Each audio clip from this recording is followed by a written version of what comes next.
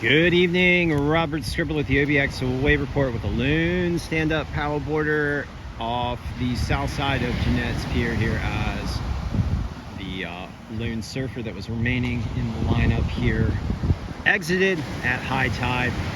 We've got some 2-foot waves rolling in off the North Atlantic Ocean, east-northeast swell coming in about 3 foot and 9 seconds at Oregon Inlet. Swell slowly fading, but depending on where you are and what tide you are in, there are some waves to be had. As you can see, we got some foamies down toward OBX Pier here, and of course this is in high tide. We have mostly pretty blasted sandbars up and down the outer banks, so you got to go on the lookout for good sand, particularly at high tide. That's been the story recently. But there are still some good ways to be had. To get out with some friends earlier this morning over on P Island and found some fun stuff, and then went down to Rodanthe and ended up in the crowd. So fun waves to be had, although definitely looking for sand and looking for incoming tide off of low tide is probably your best situation for waves right now. The Oregon Inlet buoy is about 3 foot and 9.5 seconds, so not too small, but once again, with the sand situation, you're still really searching. And also a warning to the wary, there are a lot of flies out. If you're heading down to the beaches, you might get munched on. All right, so let's look at some of the local conditions up and down the Outer Banks. At Nag's Head, we got 2 foot and fair. As you can see, you definitely need some sand for those waves coming in off the North Atlantic Ocean, although we do have a bit of a swell here, as you can see. East-northeast swell at 2 foot and 9 seconds.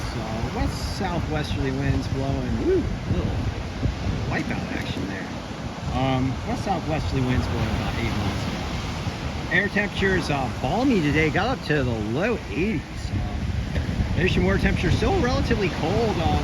Gotta watch out for the feetsies in these 3.2 millimeter wetsuits. My feet got cold after a long session out there. Water temperatures in between 63 and 67.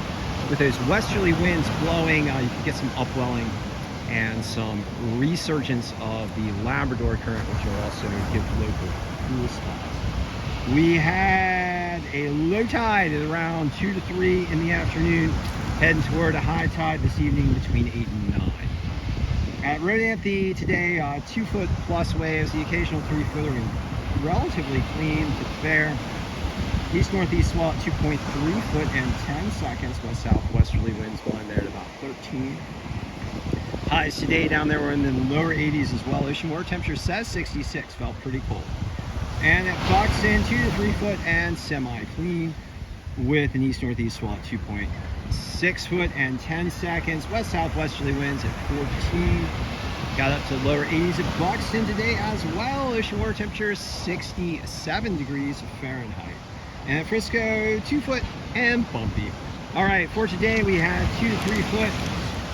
Clean early, fair later, high around 80. Clouds and sun with some west-southwesterly winds blowing anywhere between 6 and 15 miles per hour.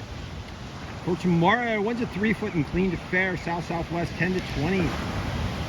Wind subsiding through afternoon, 50% chance of a thunderstorm later in the afternoon, high in the lower 80s tomorrow. And on Friday, 2 to 3 foot and clean, west-northwest winds 8 to 20 miles per hour. Clouds and sun, highs in the middle 70s on Saturday. Around 2 foot plus and fair to choppy, northwest winds blowing 10 to 20. Clouds and sun, high around 70. And on Sunday, the potential for a swell, looking at 2 to 4 foot waves and clean to fair, west-northwest winds 10 to 15, and subsiding throughout the day, highs in the middle 70s. We might get some good waves on Sunday, so it's going to be clouds and sun that day, so a beautiful day with some highs in the 70s, and that looks like your best bet for a good swell.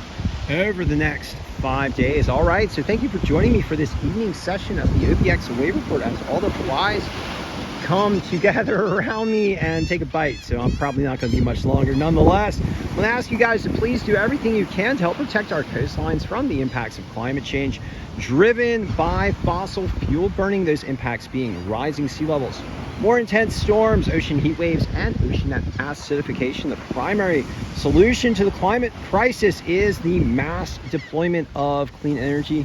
You know, we've got the ingenuity and the hardworking folk here in America. We can do it.